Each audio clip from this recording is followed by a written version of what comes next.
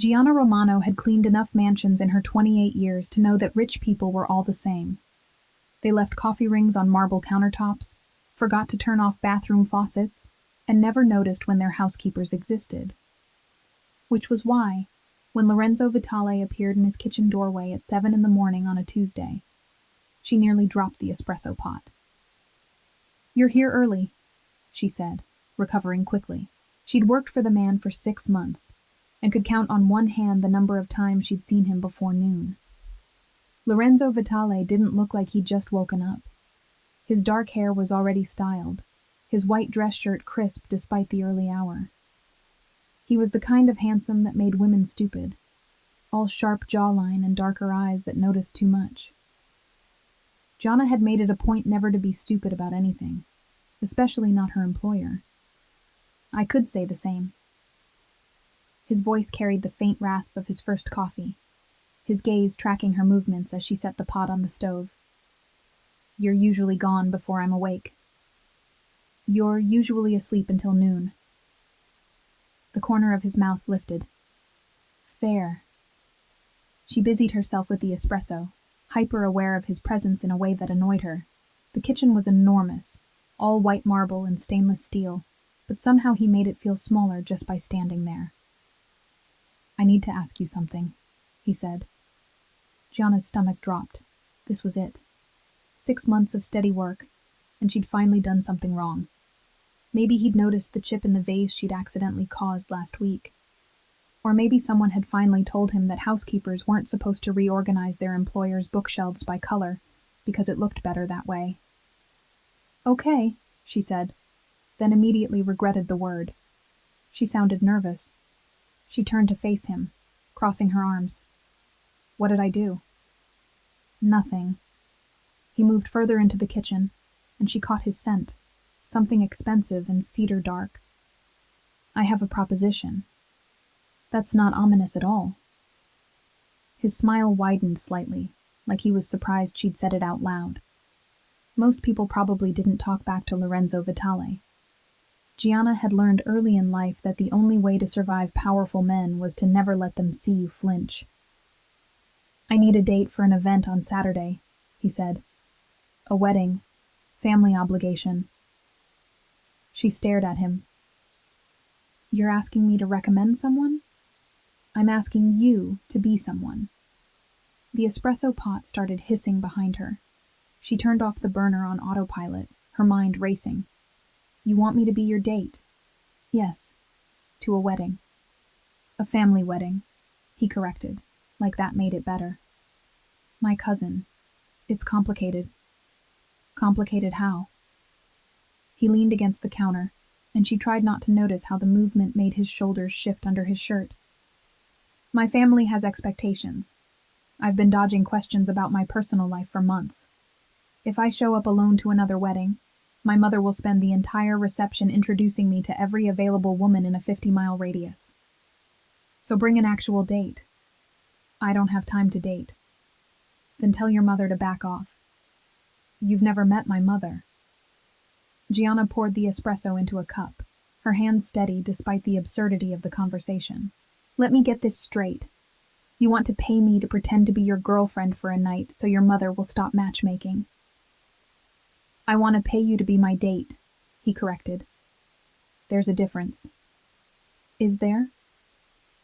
His eyes locked on hers, and for a moment she forgot how to breathe. "Yes." She set the cup down harder than necessary. "This is insane." $5,000. The number hung in the air between them like a bomb. Gianna's rent was $1,200 a month. Her brother's physical therapy bills were eating through her savings faster than she could replenish them. $5,000 would give her breathing room for the first time in 2 years. "You're serious," she said. "Completely." "Why me?" "Because you're the only woman I know who won't get the wrong idea." He picked up the espresso cup, his fingers brushing the porcelain. "You already think I'm ridiculous."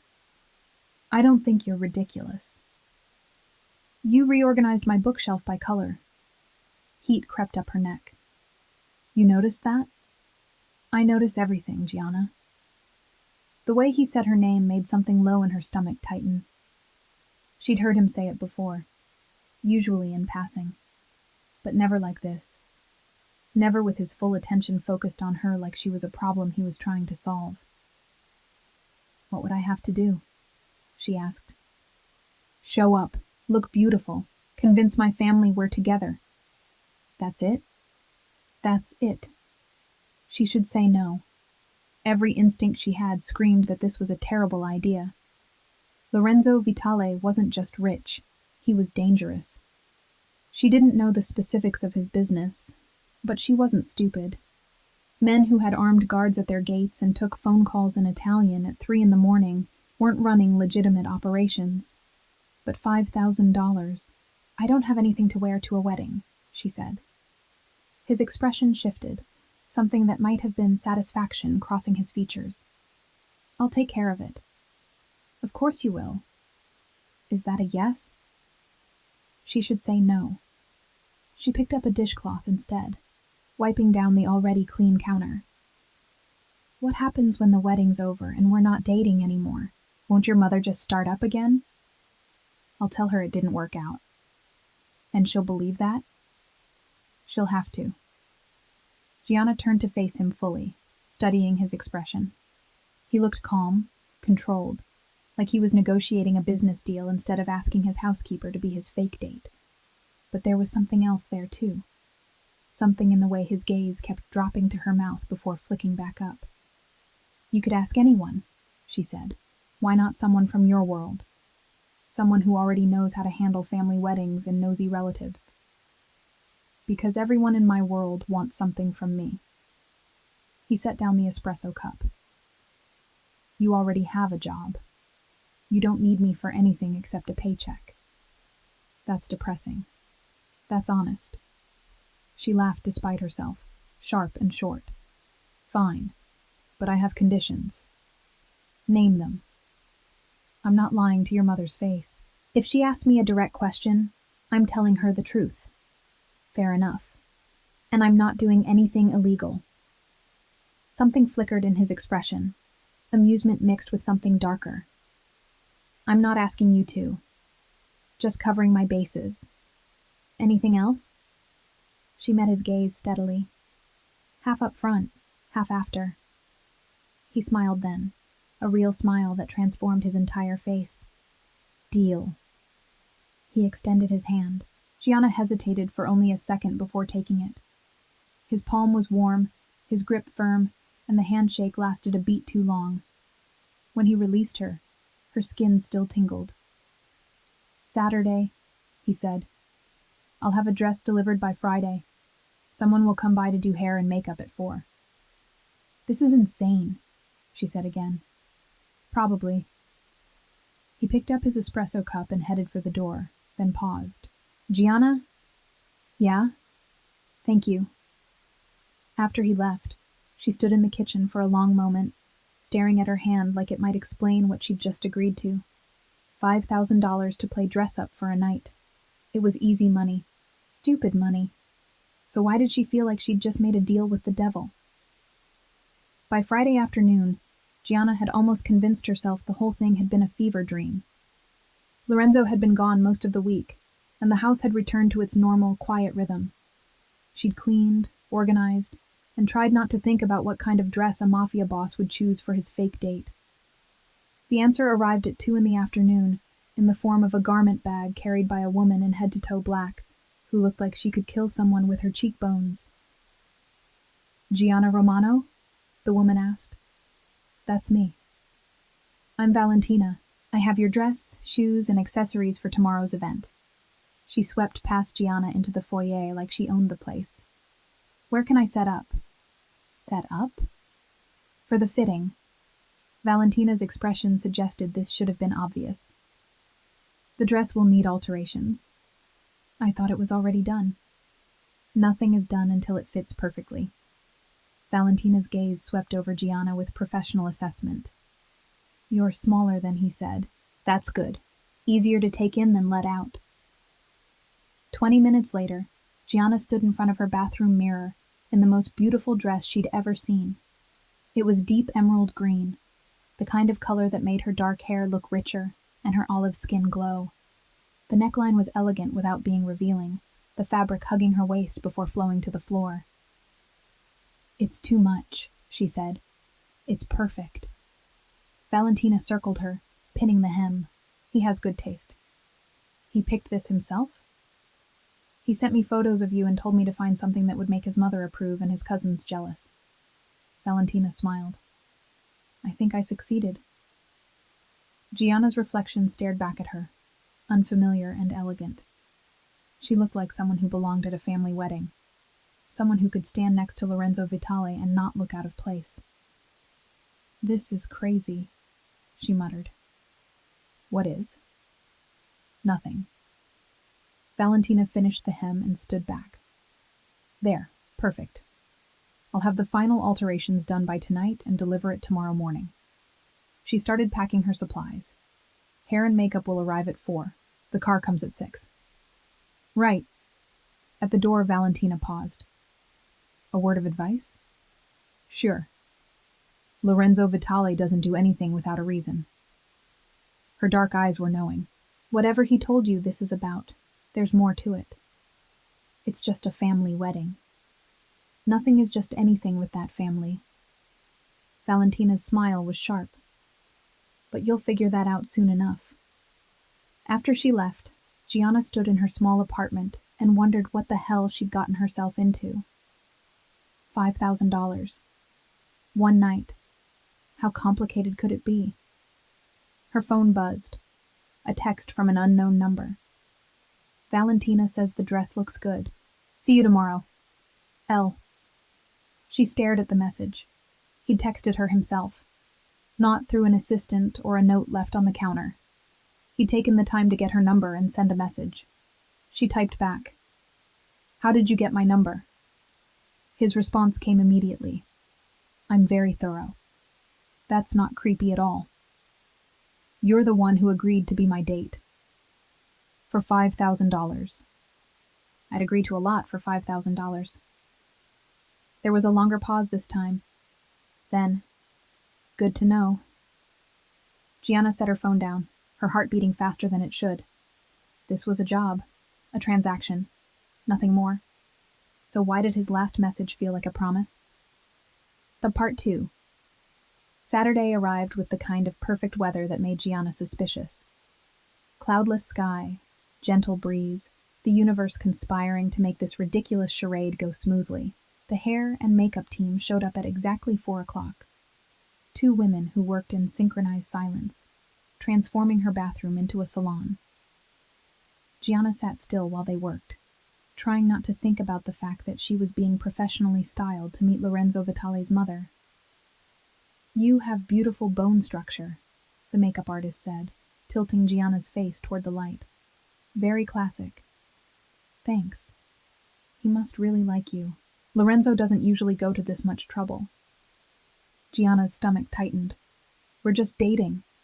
"Sure." The woman's smile suggested she didn't believe that for a second. Just dating. By 5:30, Gianna barely recognized herself. Her dark hair was swept into an elegant updo, soft pieces framing her face. The makeup was understated but flawless, making her eyes look enormous and her lips fuller. When she slipped into the emerald dress, the woman in the mirror looked like someone who belonged in Lorenzo's world. The doorbell rang at exactly 6. Gianna grabbed her small clutch, took a breath that did nothing to steady her nerves, and opened the door. Lorenzo stood in the hallway in a charcoal suit that probably cost more than her car. His hair was perfectly styled, his jaw clean-shaven, and when his gaze swept over her, something heated flashed in his dark eyes before his expression smoothed into careful neutrality. "You look beautiful," he said. "You look surprised." "Not surprised." He stepped closer, and she caught that cedar scent again. "Impressed. By Valentina's taste or my ability to clean up?" His mouth curved. "Both." He offered his arm. Gianna hesitated for only a second before taking it, her hand resting in the crook of his elbow. The fabric of his suit was soft under her fingers, the muscle beneath it very solid.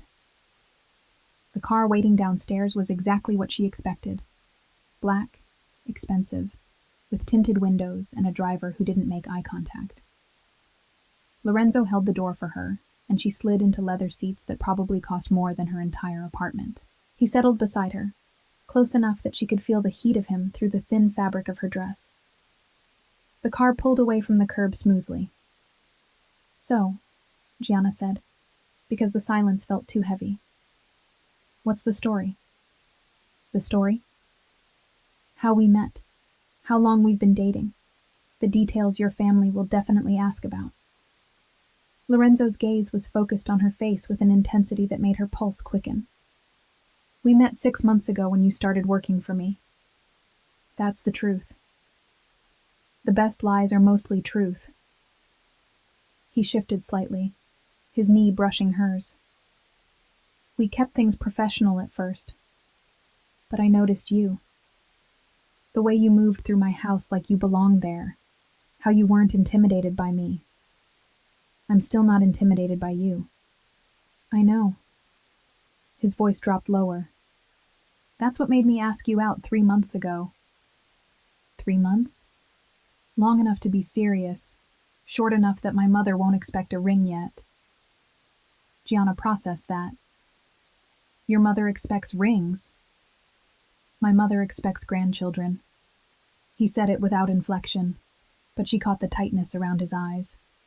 "She's been widowed for 5 years. Her sons are her entire world." "Sons, plural?" "I have a younger brother, Cristiano. He'll be at the wedding with his wife and their 2-year-old daughter."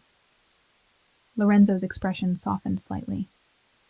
"My mother's first grandchild. She wants more. And you're the oldest, so the pressure's on you." "Something like that." The car merged onto the highway, heading north out of the city. Gianna watched the buildings give way to suburbs, then gradually to rolling hills and estates hidden behind stone walls. "What else do I need to know?" she asked. "My cousin's name is Angela.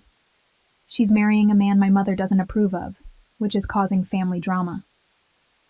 He shifted again, his thigh pressing against hers in the confined space. "There will be at least 200 people there. Most of them will be family or business associates." "Business associates meaning what, exactly?" His gaze sharpened. "Meaning people who work with me." "In the legitimate business or the other kind?" "Does it matter?" "It might." She turned to face him more fully. "Look, I'm not stupid. I know what you are. I've known since the first week I worked for you, and a man with a gun showed up at 3 a.m. for a meeting." Lorenzo went very still. "You never said anything." "It wasn't my business. You paid well. You were never there when I was cleaning. And you didn't leave blood on the carpets." She met his gaze steadily. "But if I'm walking into a room full of your associates, I need to know what I'm dealing with." For a long moment, he just looked at her. Then he smiled, slow and dangerous. "You're not what I expected." "What did you expect?" "Someone who would take the money and not ask questions." "I took the money. I'm just asking questions anyway." He laughed, the sound genuine and surprised. "Fair enough." He settled back against the seat, but his leg stayed pressed against hers. "Yes, some of the people there will be involved in less than legal activities. No, you don't need to worry about it. You're with me. No one will touch you." "That's comforting." "It should be." His voice carried an edge now, something darker underneath the smooth surface. "I protect what's mine. I'm not yours. I'm your employee pretending to be your date for $5,000. For tonight, you're mine." He said it simply, like it was a fact. "That's the arrangement." Gianna's mouth went dry. "You're very good at the possessive boyfriend act." "Who says it's an act?" Before she could respond, the car turned through massive iron gates and up a long driveway lined with cypress trees. The estate that came into view was enormous, all stone and arched windows and manicured gardens. Cars lined the circular drive, and people in formal wear moved toward the entrance. "This is where your cousin's getting married?" "My uncle's house." Lorenzo's expression had shifted, the easy charm replaced by something more guarded. "He likes to make an impression." The driver opened Gianna's door. Lorenzo was there immediately, offering his hand to help her out. His palm was warm and steady, and when she stood, he didn't let go. "Ready?" he asked. "No." "Good answer." He tucked her hand into the crook of his arm, his other hand covering hers. "Stay close to me. Let me do most of the talking. If anyone makes you uncomfortable, tell me immediately." "You're being very protective for a fake date." His jaw tightened. "I'm being smart. These people are sharks. They'll sense weakness." "And I'm weak?" "You're unknown." His gaze swept over her face. "That makes you interesting, and anything interesting in my life becomes a target." Before she could process that alarming statement, they were inside. The foyer was packed with people, all elegant and expensively dressed. Conversations flowed in Italian and English, laughter echoing off marble floors. Gianna felt eyes turn toward them, assessing, calculating. Lorenzo's hand tightened on hers. "Lorenzo!" A woman's voice cut through the noise. "Finally!" The woman who appeared was petite and elegant, probably in her early 60s, with dark hair styled perfectly and sharp eyes that missed nothing. She wore a deep purple dress and enough diamonds to fund a small country. "Mama," Lorenzo said, and Gianna heard the warmth in his voice. "You look beautiful. Don't try to charm me. You're late." His mother's gaze shifted to Gianna, and those sharp eyes narrowed. "And who is this?" "This is Gianna Romano." Lorenzo's hand moved to the small of Gianna's back, warm and possessive through the thin fabric.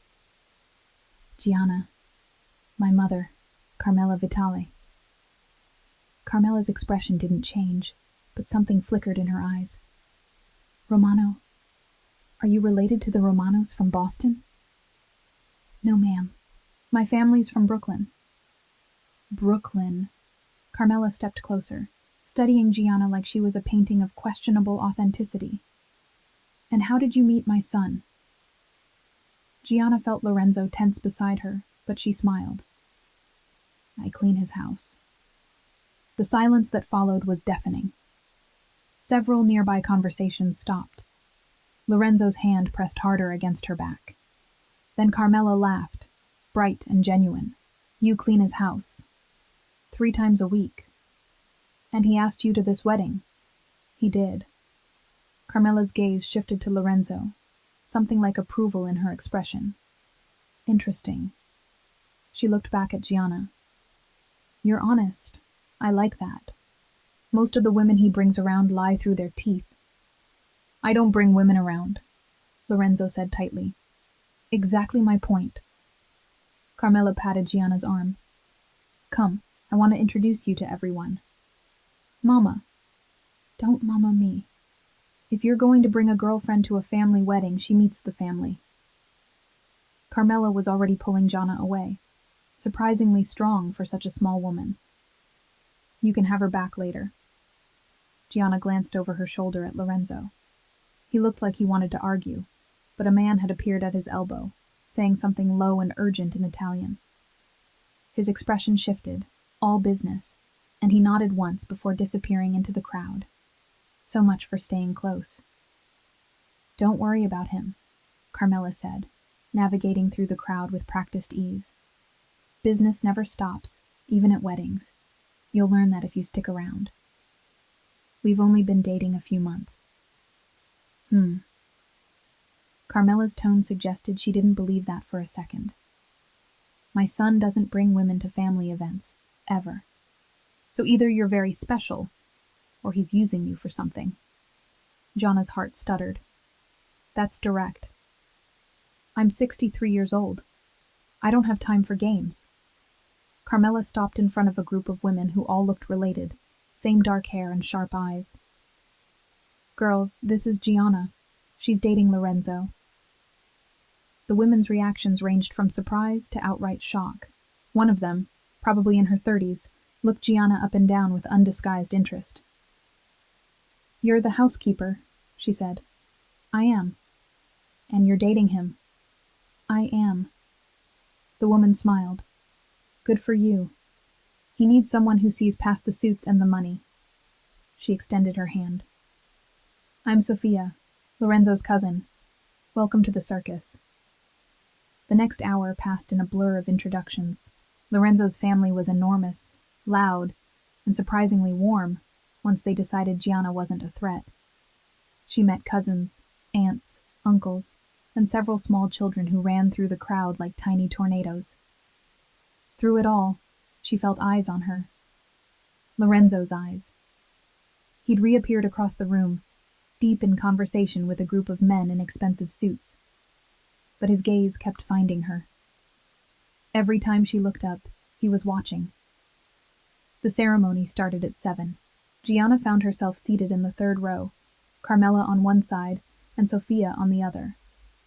Lorenzo appeared just as the music started, sliding into the seat beside her with fluid grace. "Sorry," he murmured, his breath warm against her ear. "Business.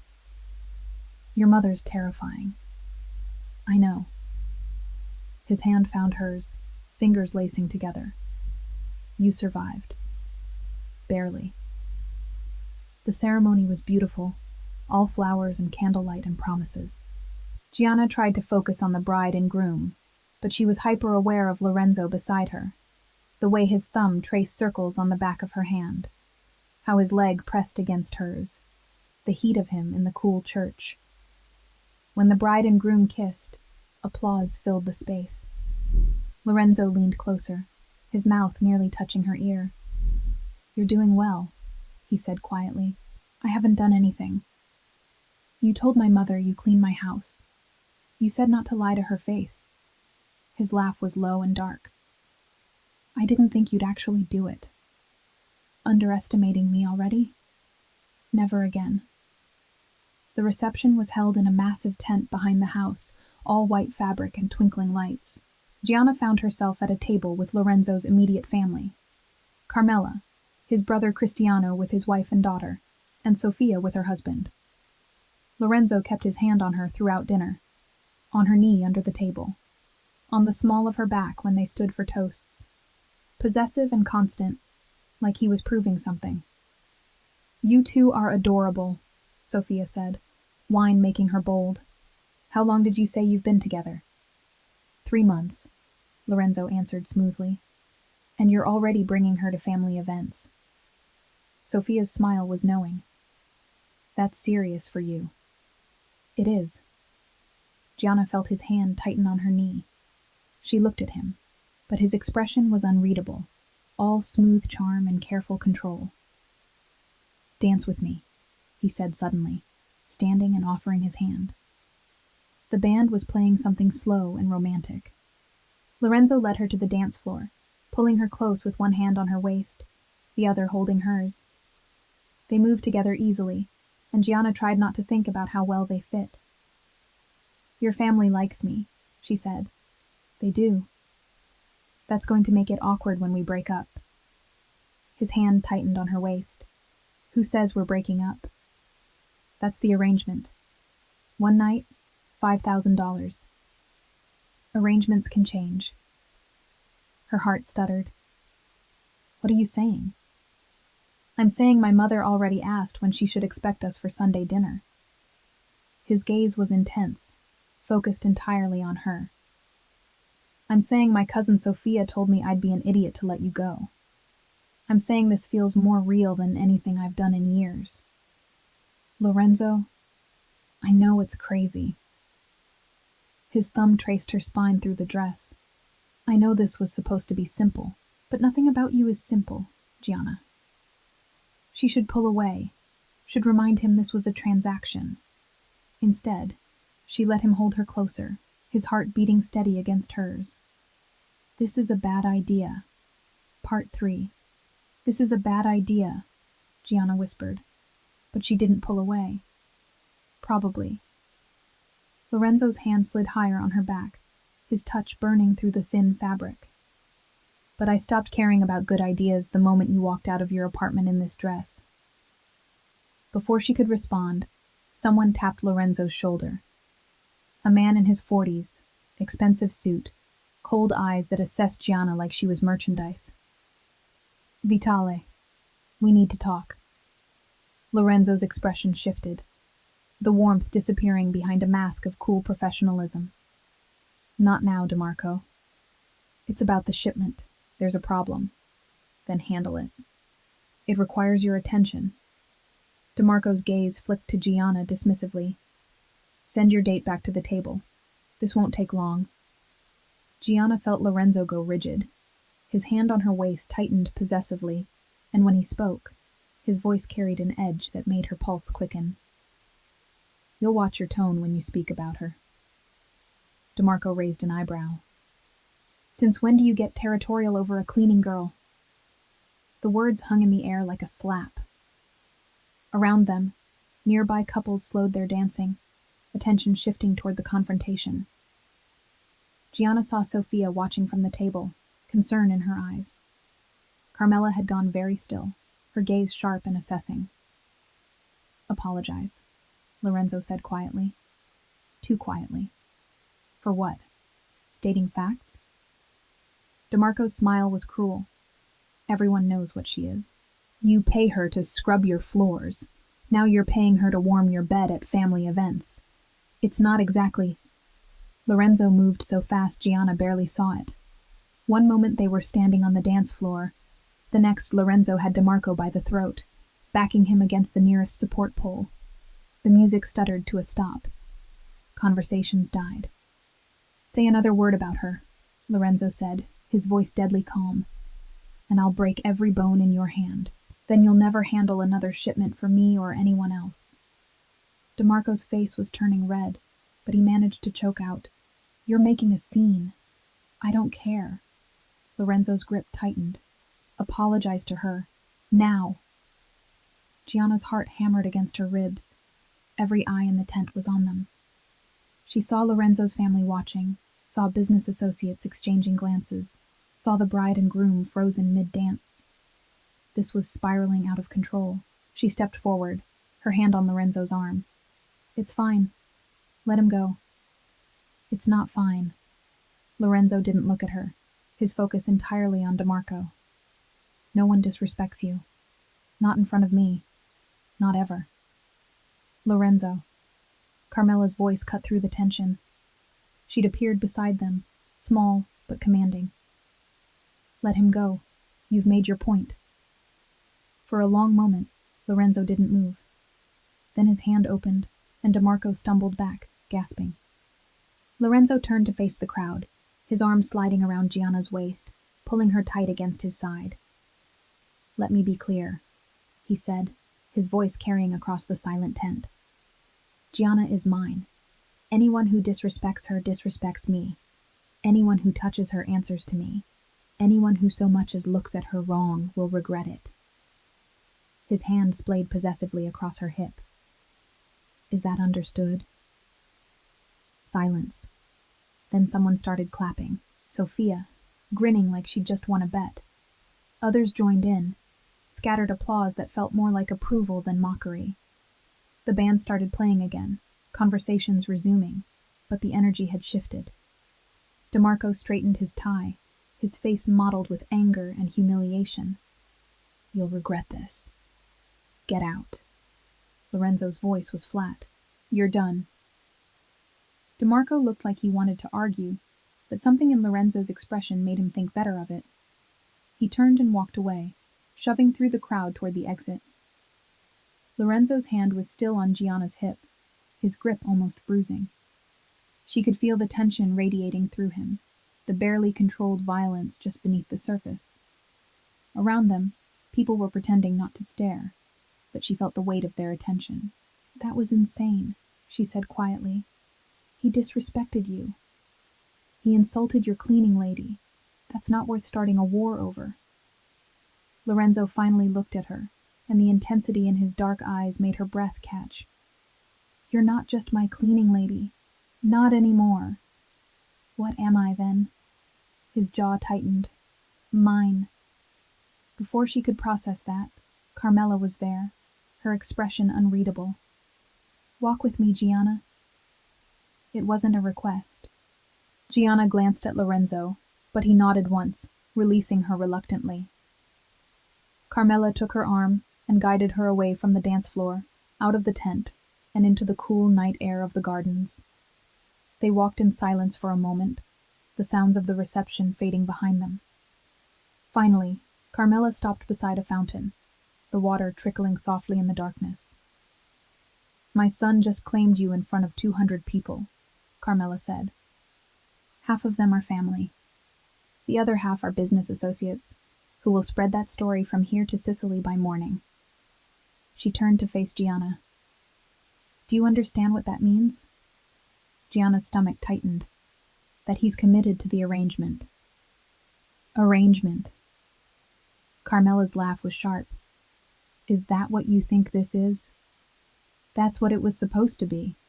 Supposed to be. But my son doesn't make scenes. He doesn't lose control. He certainly doesn't publicly claim women he's not serious about. Carmela stepped closer, her gaze searching Gianna's face. So either you're playing him, or this is real. Which is it? I don't know. The admission came out before Gianna could stop it. This was supposed to be simple. One night, play the girlfriend, go home, but he's intense, possessive, overwhelming. Carmela's expression softened slightly. That's the Vitali men. When they decide they want something, they don't let go. She paused. My husband was the same way. He saw me across a restaurant, told his friends he'd marry me, and proposed 3 weeks later. We had 32 years together before he died. Gianna's throat tightened. I'm sorry. Don't be. They were good years. Carmela reached out, adjusting a loose strand of Gianna's hair with surprising gentleness.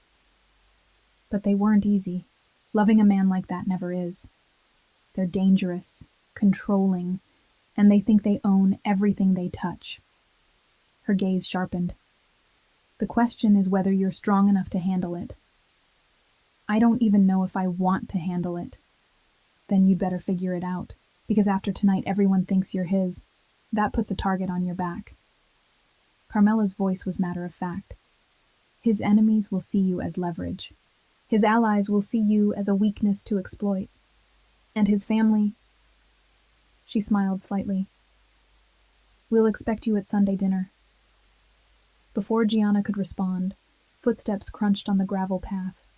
Lorenzo appeared, his expression tight with barely controlled tension.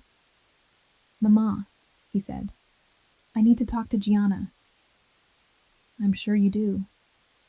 Carmela patted Gianna's arm. Think about what I said. She walked past Lorenzo, pausing to touch his cheek.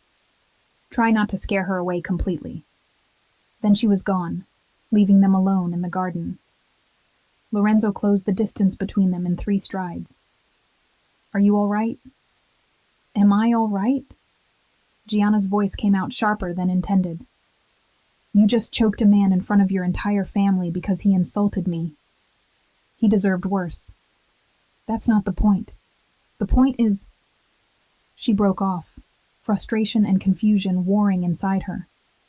What are we doing, Lorenzo? What do you mean? This was supposed to be fake, a transaction.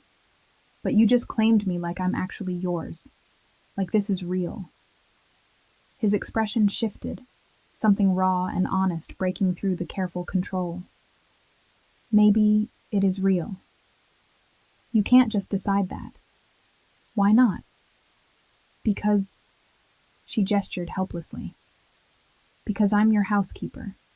Because we barely know each other. Because this whole thing started as a business arrangement. And now it's more. He stepped closer, his hand cupping her jaw, tilting her face up to his. I didn't plan this, Gianna. I didn't expect to want you the way I do. But I'm not going to pretend I don't." Her heart hammered against her ribs. "Everyone's watching us now. Your mother just told me I have a target on my back. Then I'll protect you." "That's not the point." "Then what is the point?" His thumb traced her cheekbone, the touch achingly gentle despite the intensity in his eyes. "Tell me you don't feel this. Tell me I'm imagining the way you look at me. Tell me this is still just business to you." She should tell him exactly that, should remind him of the arrangement, take her money, and walk away. Instead, she heard herself say, "I don't know what this is." "Then let's find out." His hand slid to the back of her neck, fingers tangling in the soft hair that had escaped her updo. "Stay with me tonight. Not because I'm paying you, because you want to. Lorenzo. One real night, no arrangement, no transaction, just us." The smart thing would be to say no, to recognize this for the dangerous complication it was and walk away clean. But standing in the moonlit garden with his hand on her neck and his eyes burning into hers, Gianna couldn't remember why smart mattered. "This is crazy," she whispered. "I know. Your family thinks we're together now. Good. DeMarco's going to retaliate. Let him try." Lorenzo's voice dropped, dark and dangerous. "He'll regret it. She should be scared, should be running." Instead, she felt something hot and reckless unfurling in her chest. "What happens tomorrow? Tomorrow we figure it out." His forehead touched hers, his breath warm against her lips. "Tonight, you're mine. Really mine. And if I say yes?" His smile was slow and devastating. "Then I take you home and show you exactly what being mine means." Her breath caught. Around them the garden was quiet, except for the fountain and distant music. Inside the tent, the reception continued, but out here, it felt like they were the only two people in the world. "One night," she said finally. "One night." His thumb traced her lower lip. "Then we see what happens." She knew she'd regret this. Knew it was reckless and complicated, and probably a terrible idea.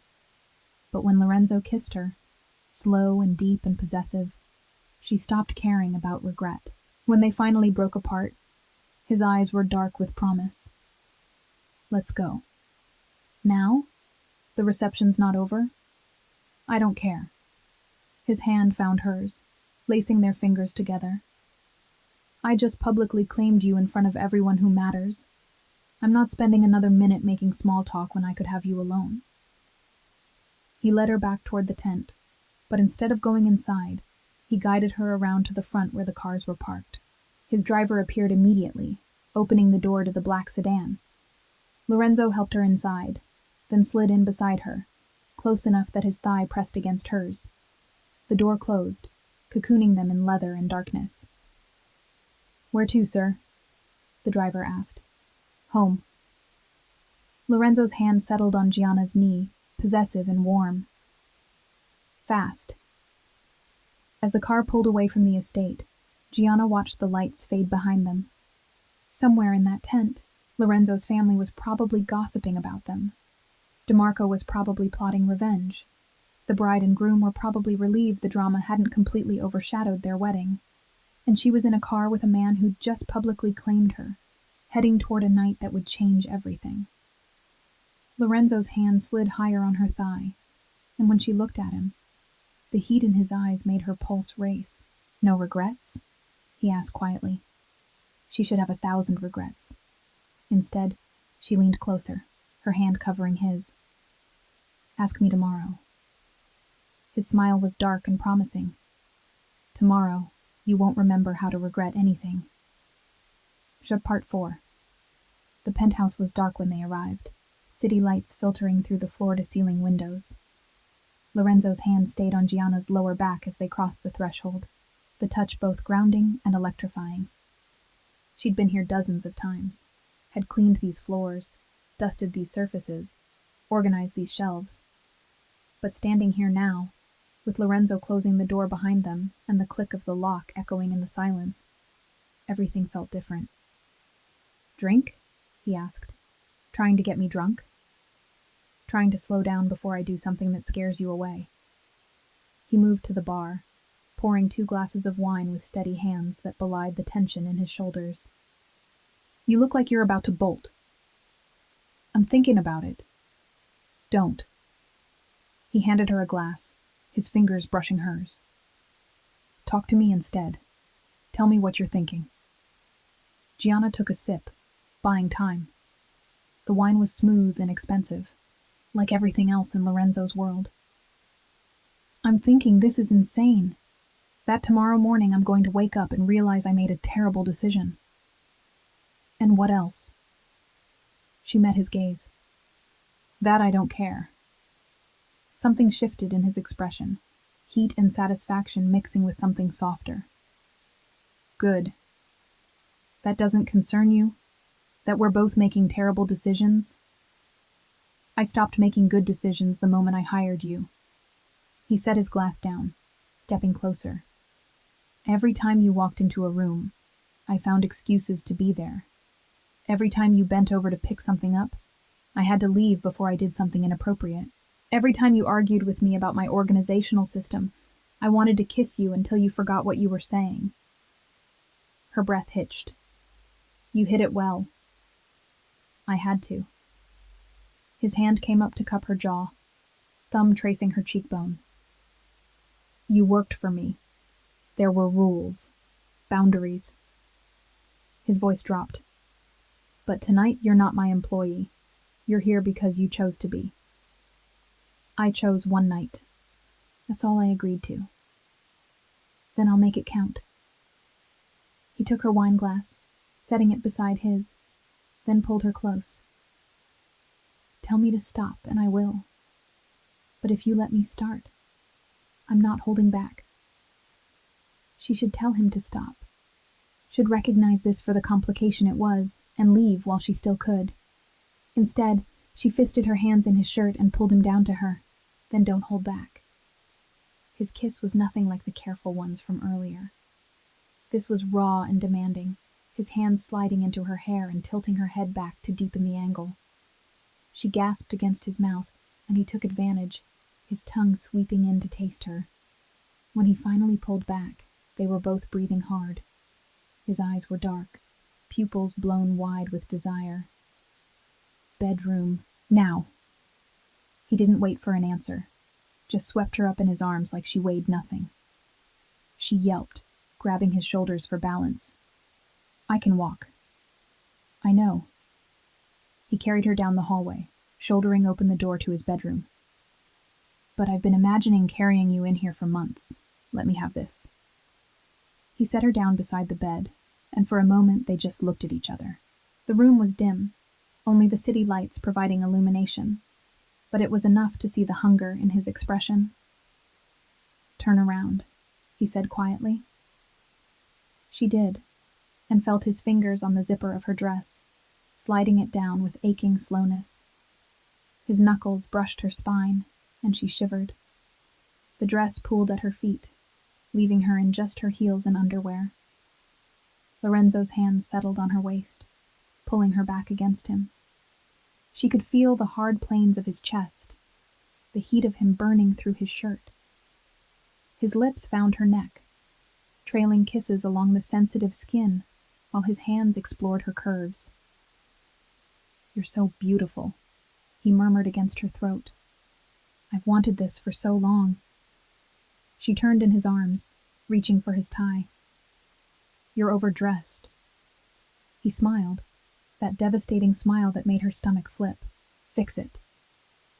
Her fingers were clumsy on the knot, but she managed to loosen it, pulling the tie free and dropping it on the floor. The buttons of his shirt came next, revealing tanned skin and hard muscle. She spread her hands across his chest, feeling his heart hammering beneath her palms. "Gianna." Her name was a rough plea. "If you keep touching me like that, this will be over embarrassingly fast. Then maybe you should take control." His eyes flashed.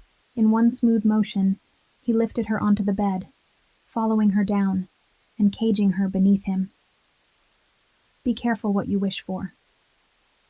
His mouth found hers again, hot and demanding, while his hands explored every inch of exposed skin. When he pulled back to shed the rest of his clothes, she took the opportunity to shimmy out of her underwear, suddenly self-conscious under his intense gaze. Don't, he said, reading her expression. Don't hide from me.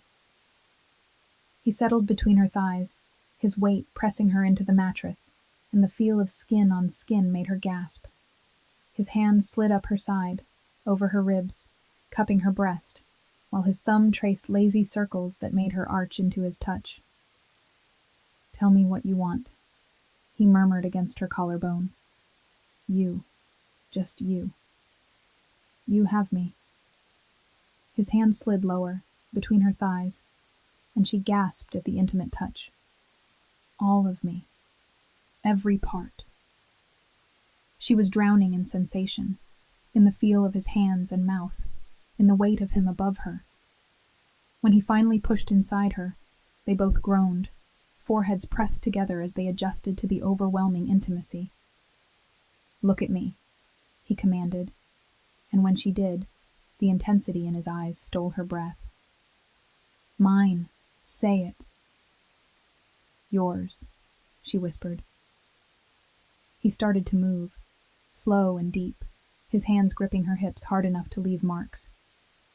The rhythm built, pleasure coiling tighter and tighter until she couldn't think, could only feel.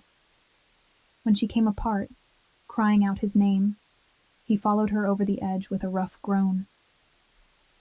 Gianna woke to sunlight streaming through unfamiliar windows and a warm weight across her waist. Lorenzo's arm was draped over her, his chest pressed against her back, his breath warm on her neck. She shifted slightly and immediately regretted it. Every muscle ached in the most telling way, and when she moved her head, she felt the tender spots on her neck and collarbone where his mouth had been. Morning, Lorenzo's voice rumbled behind her, rough with sleep. What time is it? Early. Go back to sleep. I can't. She turned to face him, wincing at the soreness. I need to... She stopped, catching sight of herself in the mirror across the room. Her hair was a tangled mess, and dark marks dotted her neck and collarbone, visible evidence of last night. Oh my God. Lorenzo propped himself up on one elbow, following her gaze. A slow, satisfied smile spread across his face. Problem? You marked me like a teenager. I marked you like a man who wanted everyone to know you're taken. His finger traced one of the marks gently. And judging by the scratches on my back, you weren't exactly passive about it. She felt her face heat. I didn't mean to. Don't apologize. He pulled her closer, kissing her forehead. I like knowing I wasn't the only one who lost control. She should be embarrassed, should be worried about the implications. Instead, she found herself relaxing into his warmth, her hand settling on his chest. What happens now?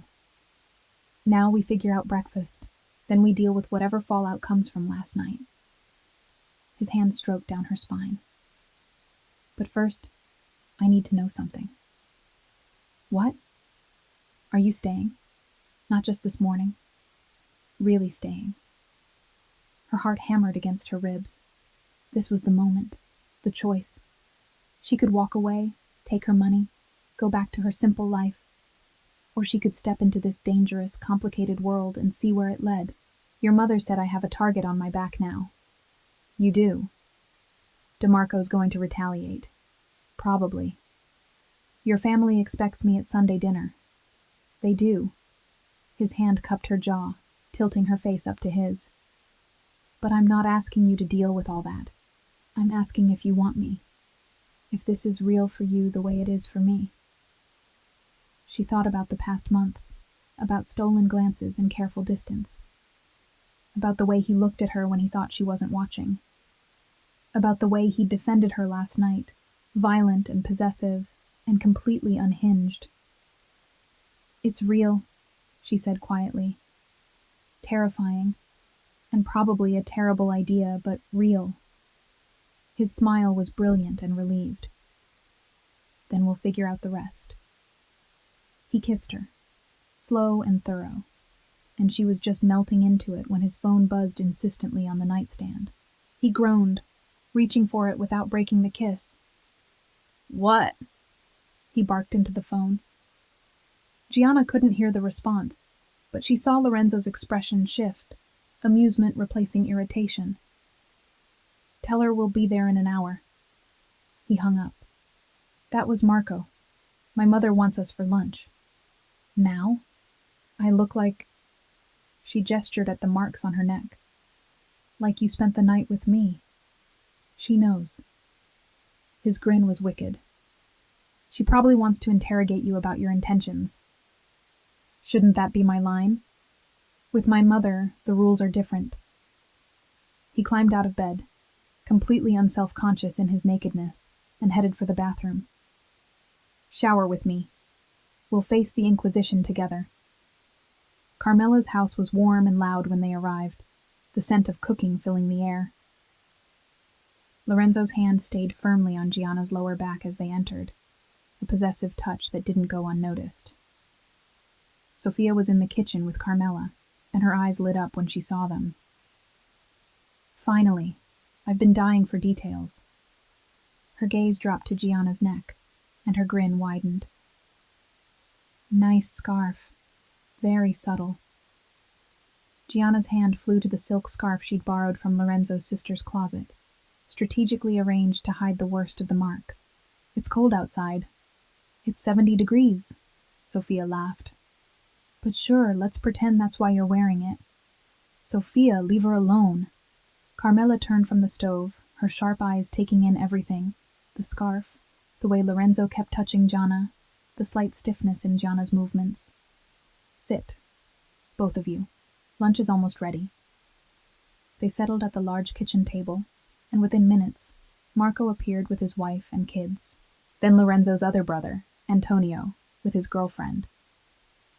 The kitchen filled with noise and laughter, overlapping conversations in English and Italian. Gianna found herself pulled into the chaos, Sophia asking about her family while Carmela pressed food on her plate. Lorenzo's hand found hers under the table, fingers lacing together in silent support. "So," Carmela said during a lull in conversation, her gaze fixed on Gianna. "You're staying." It wasn't a question. Gianna felt everyone's attention shift to her. "I am." "Good." Carmela's expression softened slightly. "Because Lorenzo's been impossible for months, walking around like a caged animal, snapping at everyone. I was starting to worry." "Mama," Lorenzo warned. "What?"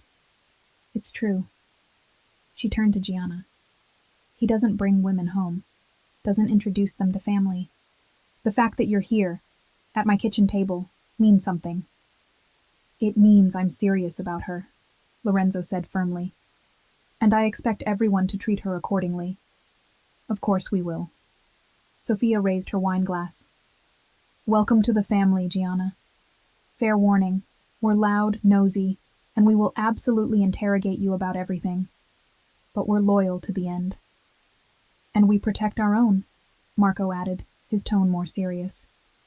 "What Lorenzo did last night at the wedding, claiming you publicly, that means something in our world. You're under family protection now." Gianna's throat tightened. "I don't know what to say." "Say you'll come to Sunday dinner," Carmela said. "Every week, and bring your family next time. I want to meet them. My family's not like this." Gianna gestured at the crowded, chaotic kitchen. "It's just me and my mom. We're quiet." "Then we'll teach you how to be loud." Sophia grinned. "It's more fun anyway." The conversation moved on, but Lorenzo's hand stayed in hers, steady and grounding. As she listened to his family tease and argue and laugh, something warm unfurled in her chest. This was real. Messy and complicated and probably dangerous. but real. When they finally left hours later, full of food and wine and laughter, Lorenzo pulled her close in the car. That wasn't so bad, was it? Your family's intense. They liked you. How can you tell?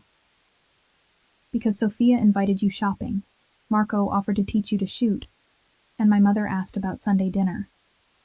He kissed her temple. Trust me, that's approval. And your brothers didn't threaten me about hurting you. That's because they know I'm the dangerous one in this relationship. His hand slid up her thigh. Speaking of which, we never finished what we started this morning. Her breath caught. Lorenzo, come home with me, Gianna. Not as my housekeeper, not as an arrangement. As mine. She looked at him, at the intensity in his dark eyes, at the promise written in every line of his face. This was the choice. The real one. Step into his world completely, or walk away while she still could. But as his hand tightened on her thigh, and his lips found hers, she realized she'd already made her choice. Had made it the moment she'd agreed to one night. Had made it when she'd woken up in his arms and decided to stay. Take me home, she whispered against his mouth. His smile was devastating. Already there, Bella. You've been home for months. I was just waiting for you to realize it. And as the car carried them through the city toward his penthouse, their penthouse now, Gianna let herself believe it. Let herself fall into this dangerous, complicated, overwhelming love with a man who'd claimed her in front of his entire world and would protect her with everything he had. It was terrifying and reckless and probably insane. But it was real. And for the first time in years, Gianna felt like she was exactly where she belonged. If you enjoyed Lorenzo and Gianna's story,